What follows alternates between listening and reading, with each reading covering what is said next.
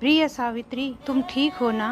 45 साल की शादी के बाद पहली बार हम दोनों आज एक दूसरे से अलग हुए। ऐसा महसूस हो रहा है कि तुम्हारे बिना जीवन कुछ नहीं। रात भर के सफर से सुबह 5 बजे जब पहली बार मैं इस नए घर में आया तो एकाएक मैंने तुम्हें पुकारा। जैसा कि हर बात पर आदत है, मैं भूल गया कि तुम मेरे साथ नहीं हो। नए घर के नए कमरे में पूरा दिन पुरानी यादों में निकल गया। तुम्हें आस पास न पाकर आज बहुत दिनों बाद ये कलम हाथ में उठाया। हाथ कांप रहे हैं, आंखों पर चश्मा बार बार धुंधला जाता है, शायद इन आंखों में भरी नमी की वजह से। तुम्हें याद करते करते मन भारी हो जाता है। सावित्री, उम्र के इस पड़ाव पर आकर भी तुम्हारे बिना रहना उतना ही कठिन है जितना बिना हवा के सांस लेना।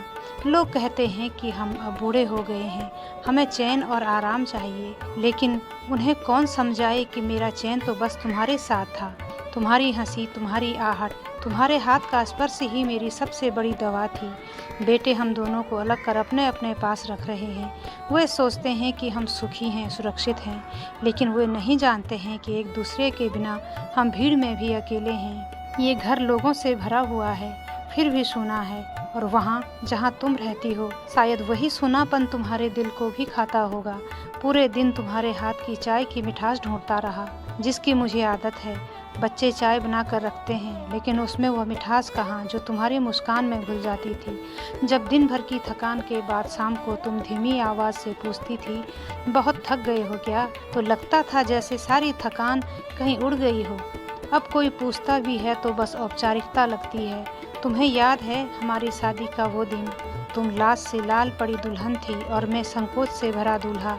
जब मैंने पहली बार तुम्हें देखा तो लगा जैसे भगवान ने मेरी झोली में सबसे बड़ा खजाना डाल दिया हो।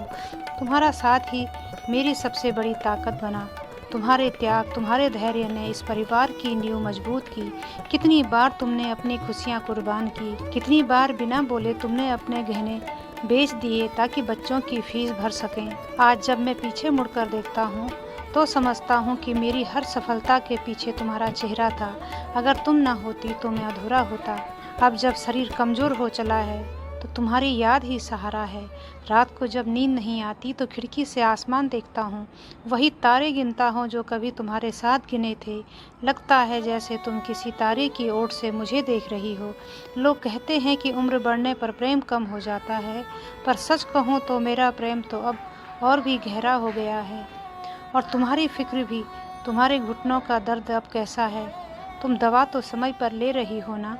पत्र में लिख कर बताना। सावित्री, अब तुम्हारे बिना हर दिन एक पहाड़ सा लगता है।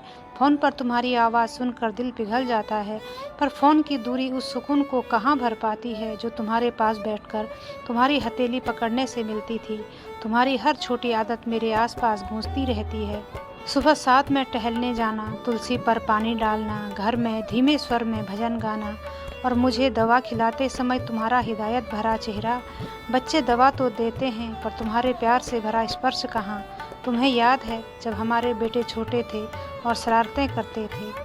मैं गुस्से में डांटता और तुम उन्हें अपनी गोद में छुपा लेती। तुम्हारे बिना तो उस समय भी घर अधूरा लगता, और आज तो यह अधूरापन हर सांस में चुभता है। मेरे कमरे में तुम्हारी तस्वीर है, हर सुबह उस तस्वीर से बातें करता हूँ। कभी लगता है कि तस्वीर मुस्कुरा रही है, कभी लगता है कि वह भी मेरी तरह उदास है।